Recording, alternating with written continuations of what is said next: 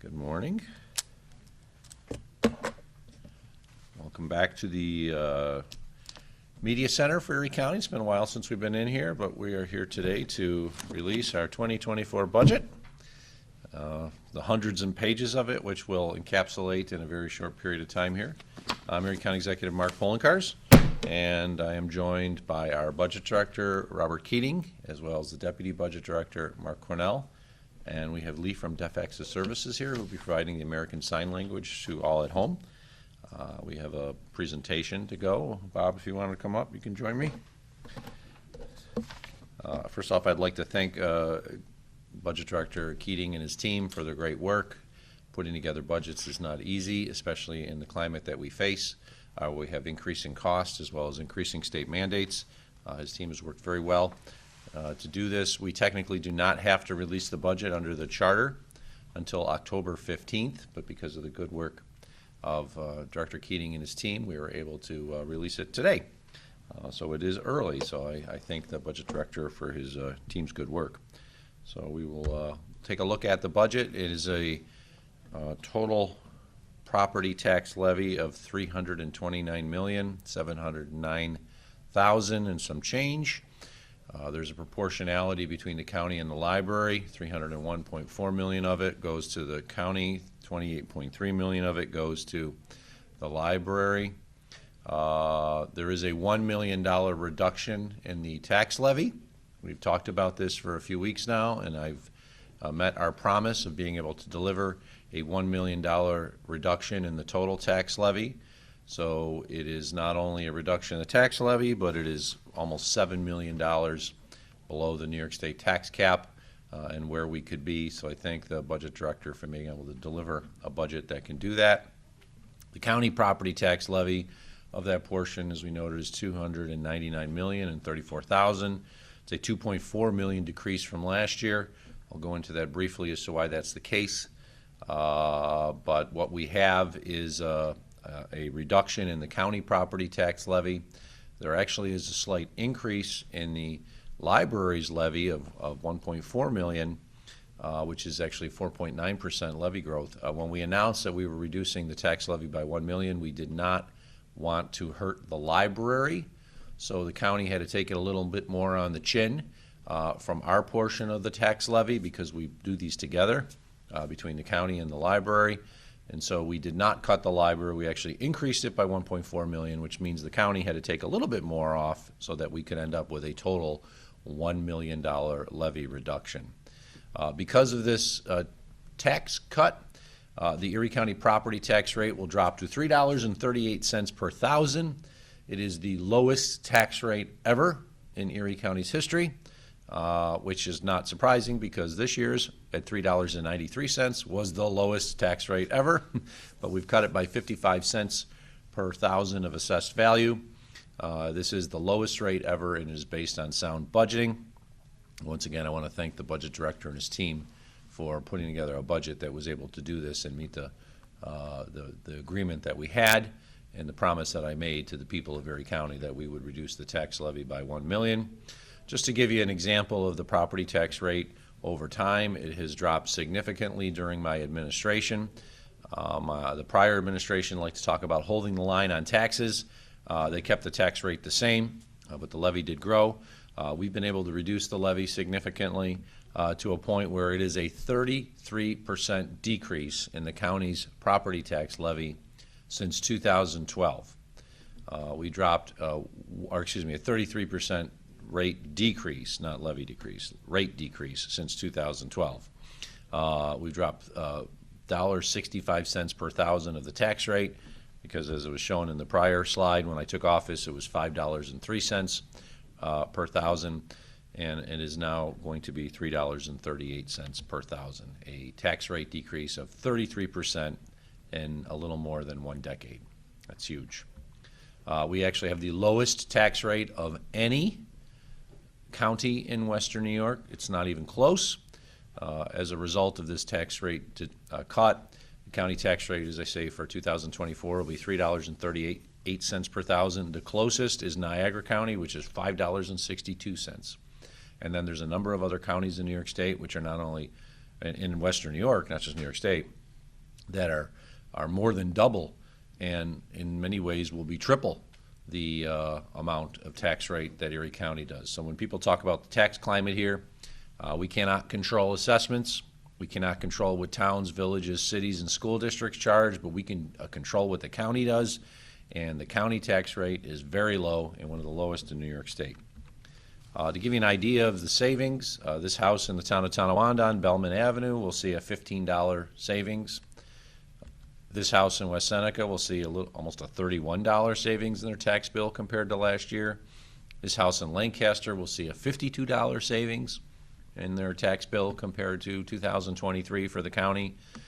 This house in Cheektowaga, which recently saw reassessments, people were worried that the taxes would go up. Well, in this house in the town of Cheektowaga on Barbados Drive, nice neighborhood in Cheektowaga, will actually see a $88 decrease in their county taxes as compared to last year. City of Buffalo also had reassessments recently. This house, a more valuable house on Woodward Avenue in the city of Buffalo, will see a tax cut of $134.43 compared to 2023 as it pertains to their county taxes. So we're delivering on the promise that we made that we would cut property taxes, and we have. Now, we also generate revenue from other areas, such as sales tax. And sales tax has been going very well for years now, since we've come out of the pandemic. 22, we saw a big increase. 23, we're seeing a 4% growth from year to date of our comparison compared to 2022. That's a $38 million increase in the sales tax alone, which we'll get into because Erie County doesn't keep it all. But we've also seen continued strength in the sales tax as it pertains to our region. So we're projecting a modest growth of 2% over where we think we are going to end this year. It's basically what we do on an annual basis. We make a projection on where we think we're going to end, and then we do the sales tax off of that. So we're projecting a 2% growth, which means that $598 million would be generated for Erie County in the sales tax, and $482 million would be generated and shared among the cities, the towns, the villages, and the school districts, as well as the Niagara Frontier Transit Authority, which all share in our sales tax. In effect, Erie County, of the 4.75% of the local share, we get 54%, and the other municipalities in the NFTA get 46% of the sales tax that's generated. So when we see an increase in the sales tax, not only does it benefit Erie County, it benefits every underlying municipality. And one of the things that we're also including as part of this budget, we already announced, is come December through the end of February, we are doing a sales tax holiday on all residential energy costs. So natural gas, electricity, propane, home heating oil. You will not pay sales tax on that product that is provided to you. Most people don't think of utilities as products, but they are. They are actually, you're buying a service, you're buying a product which is used in your home. So normally we generate sales tax on it. We know most of the costs associated with home heating oil, with natural gas, electricity to heat homes is done in these very cold months of December, January, and February. So we are creating a sales tax holiday for those 3 months, and it is included in the budget. We're able to still deliver the strong budget with the sales tax holiday and the property tax cut. This is just where a lot of the other money comes in from Erie County government, state aid, federal aid. We're seeing increases in some substantial amounts, $33 million in state aid, $19 million increase in federal aid. Our hotel occupancy tax, we've seen a 16% increase lately, and we're projecting that to continue. Investments have done very well lately. Fines, fees, we're actually seeing a decrease in those, so we have a decrease in the budget, and we're using zero amount of our piggy bank. You'll often see governments use their fund balance, their piggy bank, to offset holes they have in their budgets. We don't have any holes in this budget. We don't need to use our piggy bank. We're not doing that.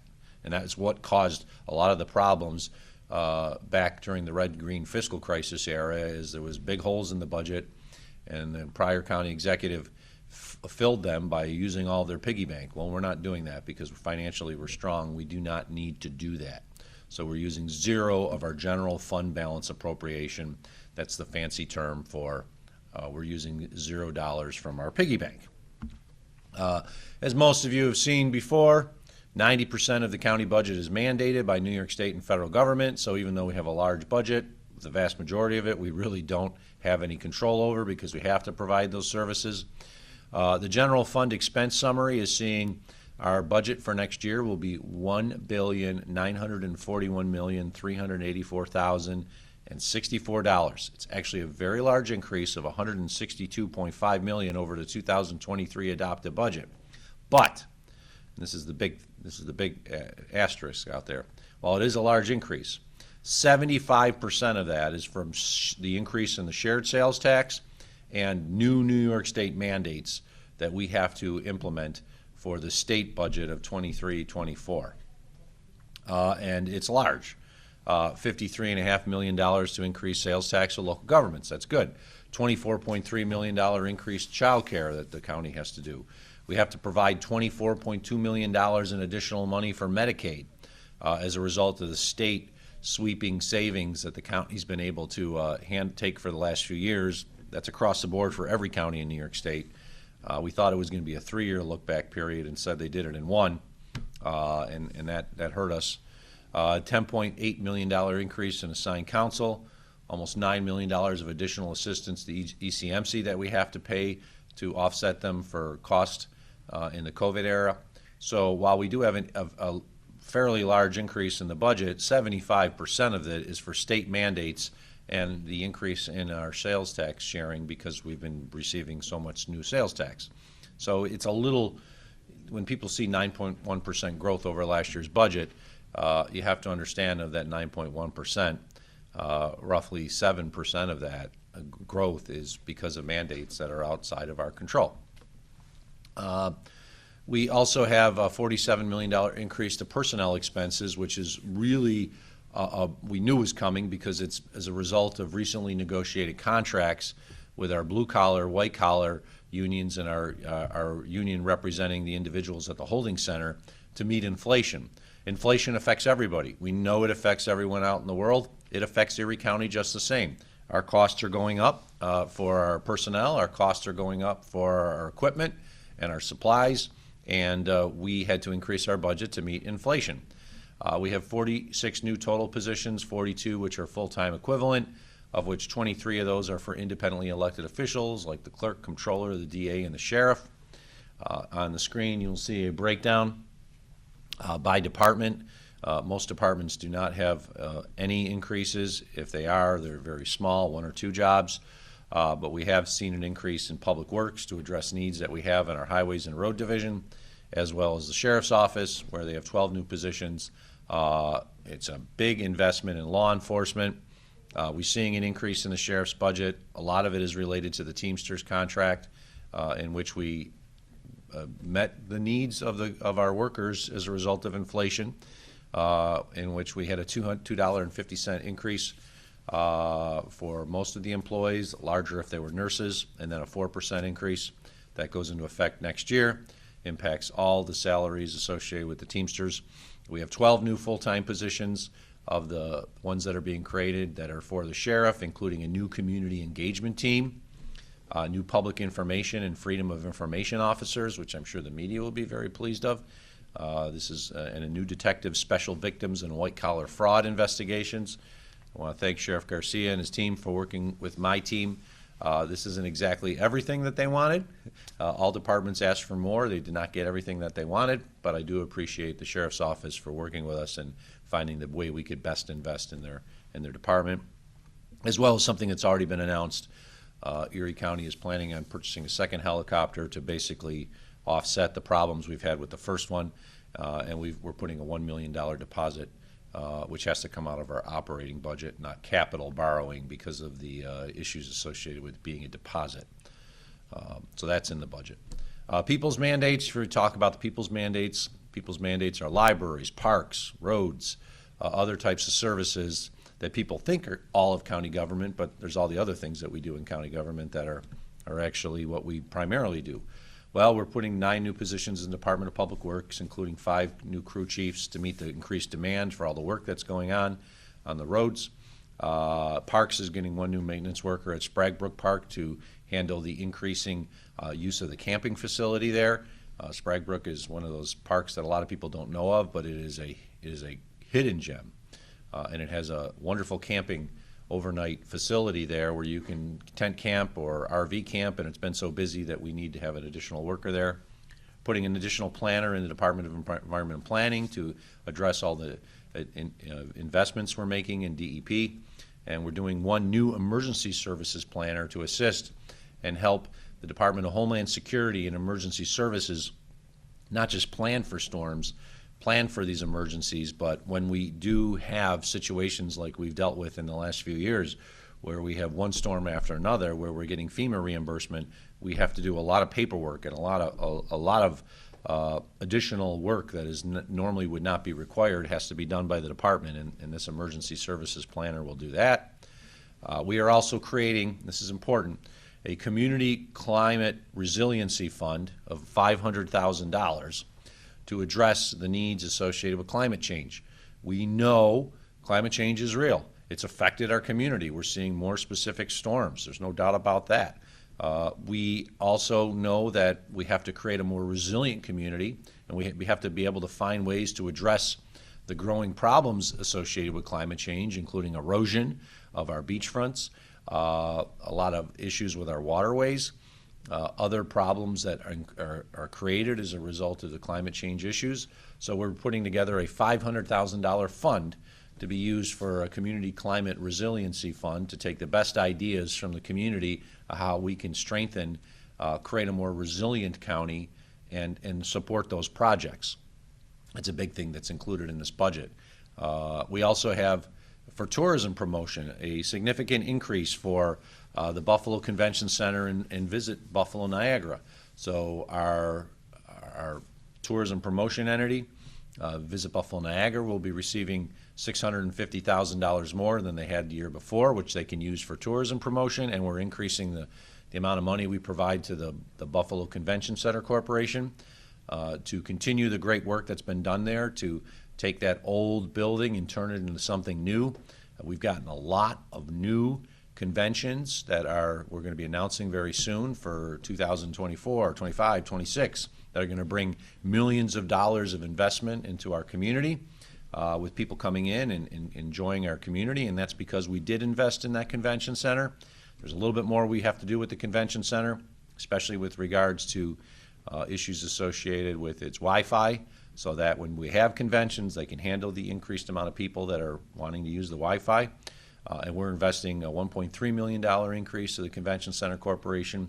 And as a reminder, the Convention Center is owned by the people of Erie County. It's owned by Erie County, so we have to invest in it. And then our workforce development, our very, very successful Erie County Healthcare Careers Program. It's gone gangbusters the last few years. We were putting about $1.5 million in. We're putting $3.4 million in so we can train more individuals for the high-demand healthcare careers that exist today in Erie County. We want to take certified nursing assistants and turning them into registered nurses because the need for registered nurses is so high. But if somebody is just an X-ray tech and they want to take it to the next level, our Erie County Healthcare Careers Program is there for them to assist them, to get them the training that they need, to pay for their child care, to pay for transportation if they need it, so that we can put people in better paying careers and meet the needs of our healthcare community, which are great. Capital program. That's nearly $100 million in capital investment for 2024. $56.2 million of it will be borrowed. $20.2 million of it will be pay-as-you-go, and we have $57.7 million planned for road and bridge projects next year. Some of this was already announced earlier because we had the capital committee meet with members of the legislators and others.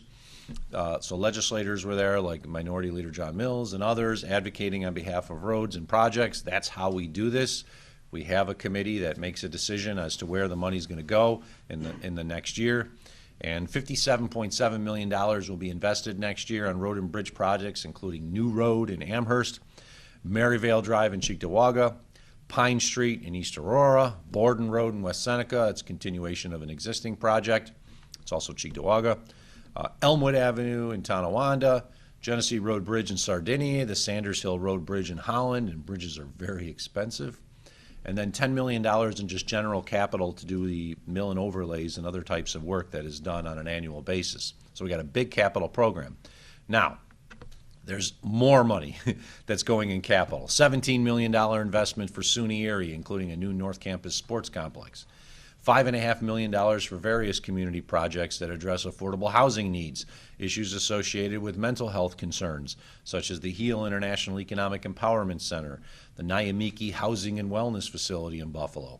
Feed More, we have a significant investment for Feed More Western New York for the new campus. They have a project to spend tens of millions of dollars on a new campus in Hamburg, and the county will be investing in that. And then the Salvation Army's Hope on Main Street project, which will be providing more affordable housing and more mental health needs to the greater community.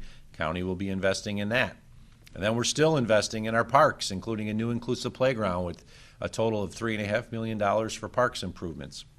Now, we have a large borrowing plan for next year, but I'm proud to say that even though we have a large borrowing planned, we'll be paying off more debt in '24 than we'll be taking on.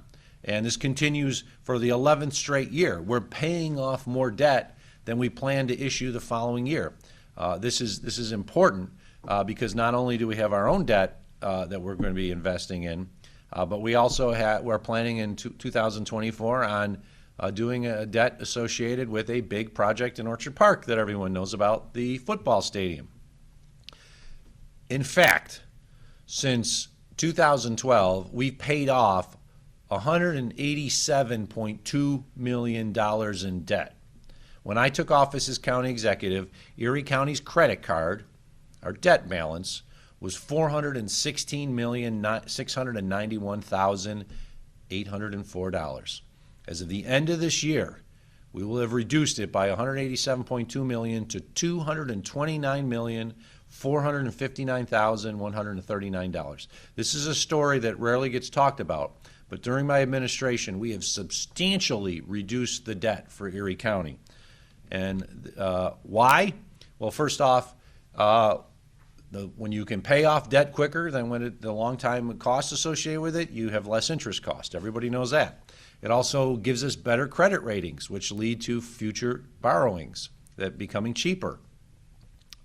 We have a big project planned for next year, $56.2 million in bonding and $125 million in debt. We are able to do the largest single-year borrowing in Erie County's history, $181 million is the plan, and still be $14 million lower in annual debt service thereafter compared to our 10-year average. Let me show you the chart. I think it's important for everyone to see this because we are saving taxpayers money. That's the 10-year average that you see, and even going back to 2014, and how much we would pay on an annual basis, including the, now we add the green, there we go. That's the estimated 2024 general obligation bond. And here's what when we do the bond for the football stadium, this is going to be how much it'll cost on an annual basis for Erie County, even including the debt associated with the football stadium. And it's still significantly less than what we paid on average each year for the last 10 years. I have to give a big round of congratulations to our budget director and his team. Budget Director Keating, Deputy Budget Director Cornell, the former Deputy Budget Director who's in the room, Benjamin Swanekamp. The work that they did to pay off our debt is really huge. You've heard about things being huge before from elected officials. Well, this is huge because it's saving taxpayers a lot of money.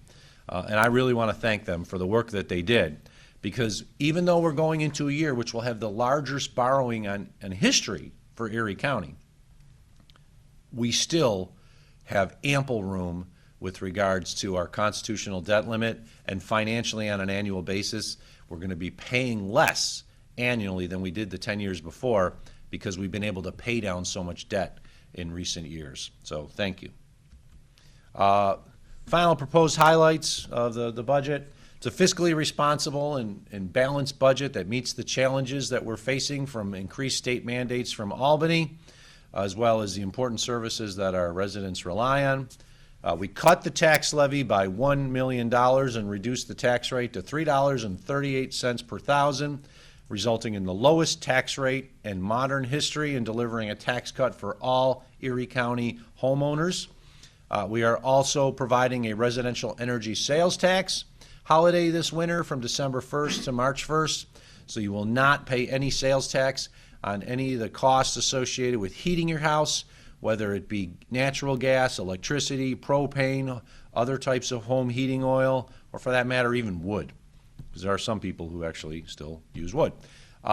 We fund our police, make key investments in the people's mandates, and provide major new investments across the board in key areas of our county. I'm very proud of this budget. It was not an easy budget, but it was one that we were able to meet the needs of the greater community and still offer the property tax levy cut and the largest tax rate cut in county history that we're aware of, at least in 25 years or so. We're proud of the work that we've done. These are complicated documents that meet the needs of the greater community. The budget's big, and I'm very proud of what we've done, and once again, we're leading the way to ensuring that services are delivered for our community and done in a manner which actually saves taxpayers money. With that, we'll open it up to any questions that members of the media may have. Do you think you're getting pushback on any parts of the budget from the legislature? Well, I know the part of the agreement that we had with the legislature to reduce the levy, as well as to the home heating oil or natural gas and electricity savings, was negotiated previously. So I feel very confident that the vast majority of this budget will be approved as it usually is. They're going to want to make some minor modifications to it, and we'll discuss those. But I don't see any change with regards to the reduction in the levy, as well as a lot of the major investments that we have here. And now they have until, I believe, December 7th to actually do a final vote on the budget. So there'll be discussions between now and December 7th. This is a big, complicated document. All the legislators will be getting a copy of this. It's 3 books, actually, that are related to the proposed budget. And we expect that we'll start having negotiations with them sometime in November after they've had an opportunity to digest this. And I expect that it will go through as it has in the past, including recent years, which have even been unanimous. David? As far as fees for county services, have you had to raise them? Are you keeping them the same? What's the status of the various and sundry fees we pay for various and sundry county services? Well, most fees are staying the same. There are some that will be increasing. We're changing a golf fee, where we would put, if somebody came in and wanted to use a credit card, and most of the people who golf at our golf courses use a credit card, we would charge a convenience fee on top of the county fee. We're getting rid of the convenience fee, but we're increasing the golf rate just slightly so that we don't have to eat the credit card fee. But in general, most fees are staying the same. They're not. As I said earlier, and I'm not certain if you're here, when it comes to fines and fees, actually we're projecting less money being collected just because we don't generate that much money in fees compared to our overall budget. The vast majority of our budget is paid for by sales tax, federal aid, state aid, and then the property tax. Fees generate a tiny portion of the budget. It has been a long time since the actual levy was reduced. What would you say to someone that thinks, well, it's because we're in an election year?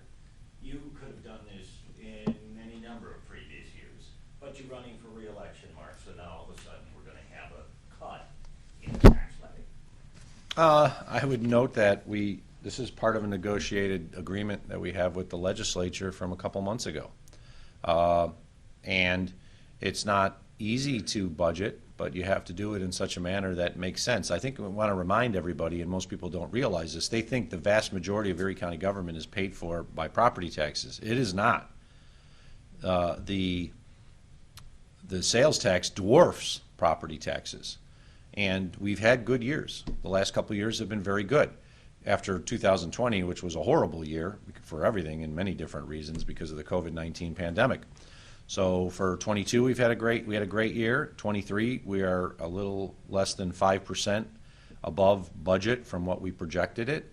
And we expect that even with a 2% increase in the sales tax, we'll be generating millions of dollars or more in sales tax, and therefore we can offset the property tax cut. And I remind everybody, the sales tax is a fair sales tax in regards to people from outside of our area pay it.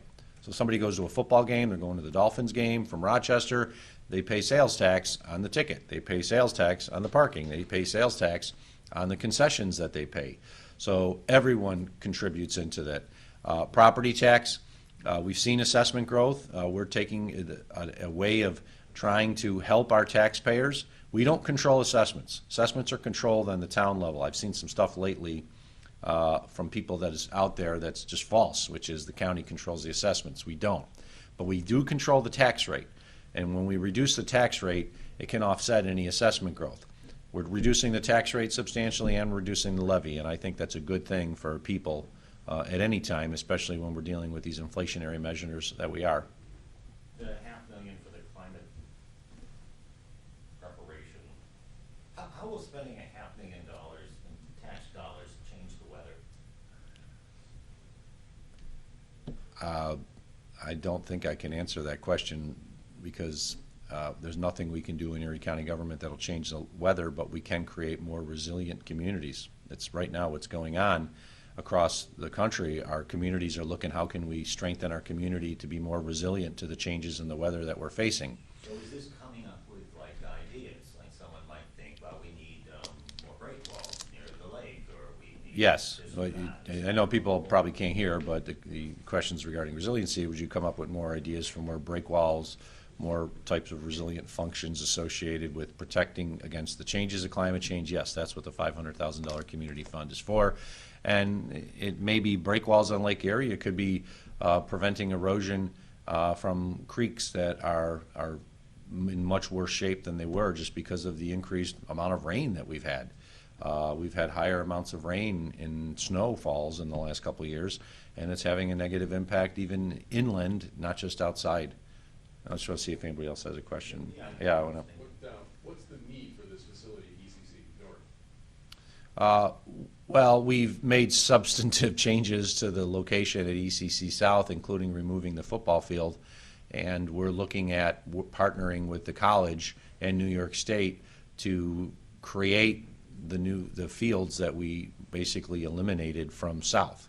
So new soccer, there's baseball and softball there already, but we want to realign the location to make it a much more user-friendly, not only for the college, but for the community in general. So we're looking at putting in new facilities there. It's something we knew we were going to have to do when we took out the facilities at ECC South, and that's what's going on at the North Campus. Do you think that, you're talking about an increased projection in sales tax revenue. How much do you think inflation actually plays a part in that? I'm thinking if I have to pay $1.50 for something that I paid $1 for a couple of years ago, that I actually pay a little more sales tax too. Is that part of why, as opposed to what people are buying? Well, sales tax on an annual basis grows anywhere from 2 to 3%. That's what we've seen. Yeah. The only year it didn't was 2020, in which it dropped appreciably because everything was shut down. Yeah. But even in some of the leaner years, we still see sales tax growth.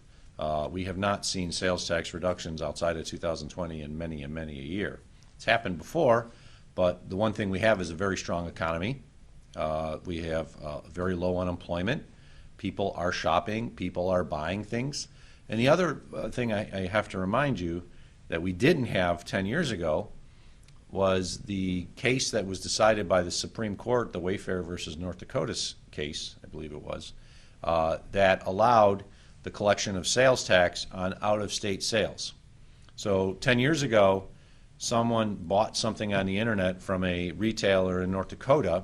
They didn't have to pay sales tax to New York State. The Supreme Court ruled a few years ago that that is unfair. The way the marketplace is today, it's not just having the ability to have a location, a brick and mortar location that should be taxed. It's if you sell into a state, then you should be charged sales tax. So all we see are these Amazon vehicles driving around the community making deliveries.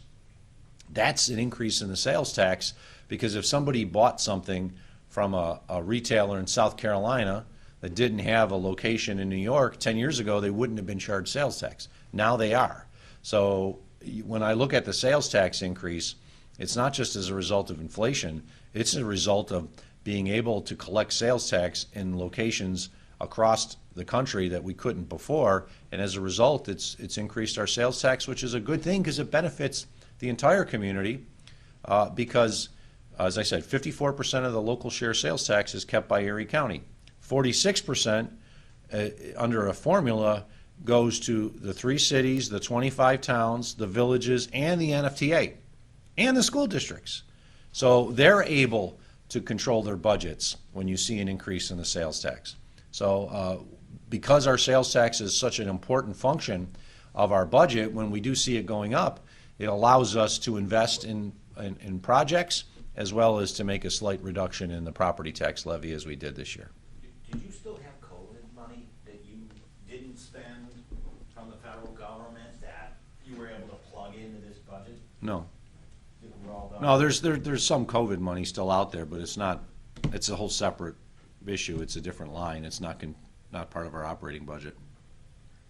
Okay. Energy holiday, that covers everything? Like, I don't heat with electric, but I heat with gas? Is it my electric Yes. bill doing it too? Yes, the energy holiday affects any heating type of source, whether it's natural gas, electricity, propane, other types of heating oils, or for that matter, wood.